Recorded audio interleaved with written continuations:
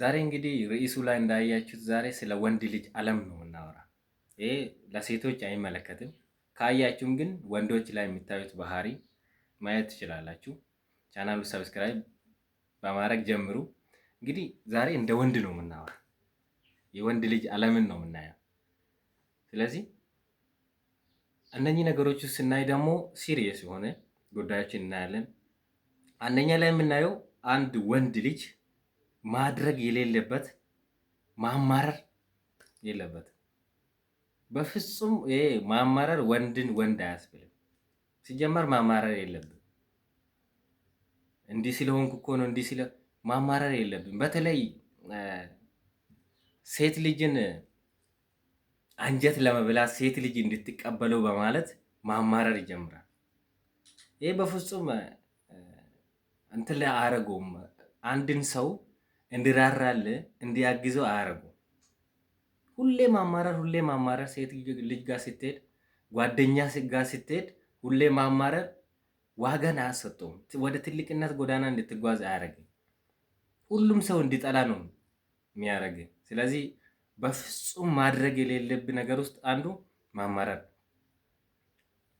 ጓደኞችን ተመልከት። ለምሳሌ ብዙ የሚያማር አንድ ሆነ ብዙ ጓደኞች ካሉ እነሱ ጋር ቁጭ ብለህ ስታማርር ይሄ ሰው መጣ ደግሞ ባይመጣብን የሚሉ ሰዎች አሉ ማለት ነው። ስለዚህ በፍጹም ማማረር ለአንተ ዋጋን ነው ዝቅ የምታደርገው። አንተ ያለበት ቦታ ሰዎች እንዲመጡ እንዲቀርቡ ታረጋለህ ማለት ነው። ስለዚህ ሰዎችን ትገፋለህ በማማረር።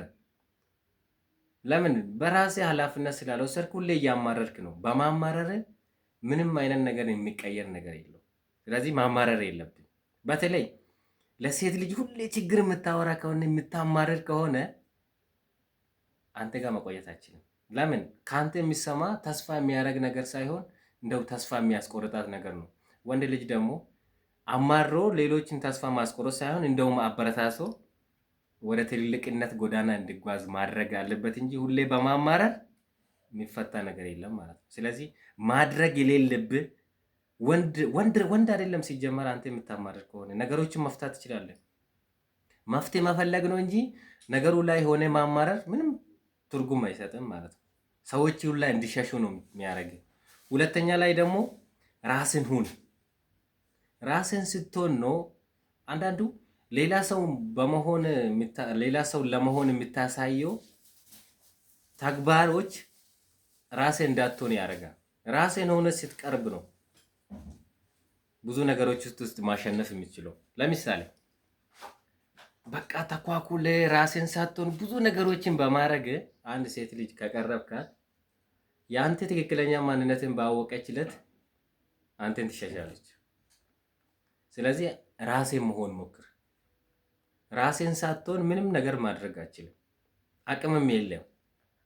ስለዚህ ራሴን ሁን። ውድ ልብስ ስለለበስከው ብቻ አንተ ጋር ሲመጡ የሆነ አንተ ያሳየ ነገር አይቶ ሊመጡ ይችላሉ። ከአንተን ጥሎ ሲሄዱ ግን ማንነትን አይቶ ነው ጥሎክ የሚሄዱ፣ ዋጋን አይቶ ነው ጥሎክ የሚሄዱ። ስለዚህ ያንን ነገር በፍጹም ማድረግ የሌለብህ ነገር ውስጥ ራሴን ሁን። ማስመሰል ብዙም ተቀባይነት የለውም። አንተ ለምን? ራሴን ስትሆን ነው።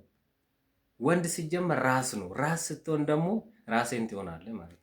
ራስን ስትሆን ደግሞ በነገሮች ውስጥ ኃላፊነት መውሰድ ትጀምራለህ። በማስመሰል ነገሮችን አታካሂድም።